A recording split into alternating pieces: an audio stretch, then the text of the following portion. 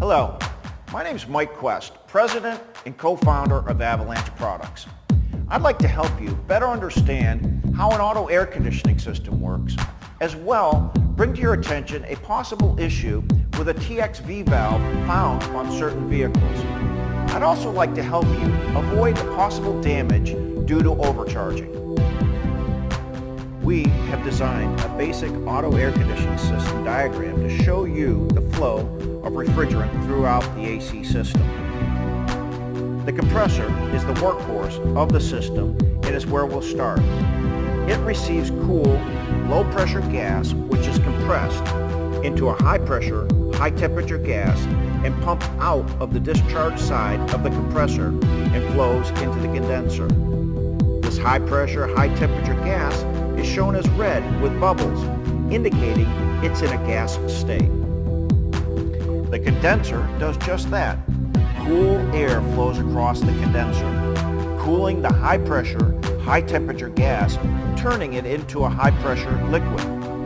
As you can see, the gas remains red, high pressure, but changes to arrows indicating it's changed to a liquid. The high-pressure liquid flows through the receiver dryer, having a desiccant bag inside it to filter and absorb small amounts of moisture that may contaminate the refrigerant. On the AC system using an orifice tube, the receiver dryer is replaced with an accumulator, which is located between the evaporator and the compressor. The high side service port is located here, between the condenser and the expansion valve or orifice tube. Next, this high pressure liquid passes through the expansion valve, allowing it to expand and turn into a low pressure liquid as indicated in our color change from red to blue. This low pressure liquid flows from the expansion valve directly into the evaporator, at which point it begins to boil and turn back into a low pressure gas, absorbing heat as it does so. This chills the walls of the evaporator, and the blower motor pushes this cool air through the vehicle's dashboard vents.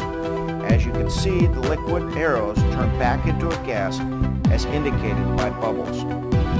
The low side service port is located here, between the expansion valve and the compressor. The low pressure gas then returns to the compressor for another cycle.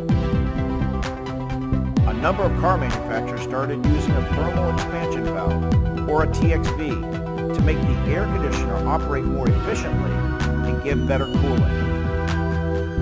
The TXV system, as shown in our diagram, has a small temperature bulb located at the outlet of the evaporator, which continually adjusts the refrigerant flow through the expansion valve and into the evaporator based on the evaporator's temperature and pressure.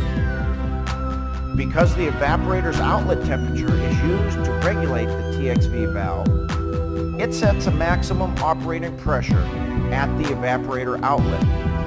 It then flows through the low side service port, where in many cases is being measured by low side gauge only to charge the system. As refrigerant is added, the pressure on the low side rises until it reaches its maximum operating pressure, which is typically 35 psi or lower.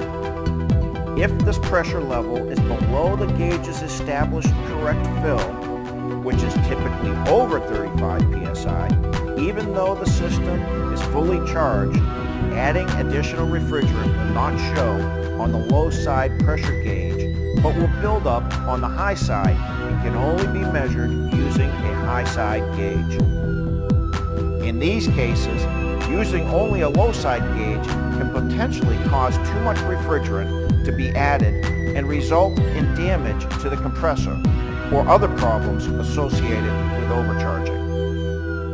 Well, I trust this has been helpful. From all of us at Avalanch Products, we want to thank you for your business. For those of you who have not yet tried our Avalanch refrigerant, we invite you to take the pressure out of recharging your auto air conditioning system and use Smart Clips technology for the correct fill.